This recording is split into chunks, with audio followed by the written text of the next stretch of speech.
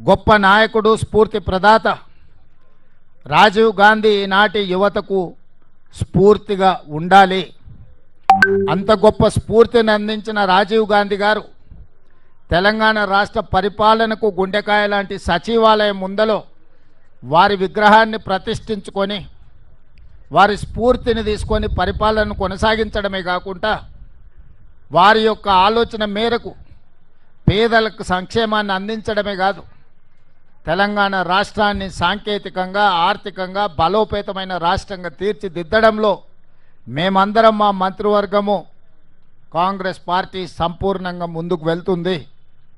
వారిని ఆదర్శంగా తీసుకొని వారి విగ్రహాన్ని ఇక్కడ ప్రతిష్ఠించుకొని కోట్లాది మంది భారతీయ యువకులకు రాజీవ్ గాంధీ స్ఫూర్తిని ఈరోజు మనం నింపగలిగినము.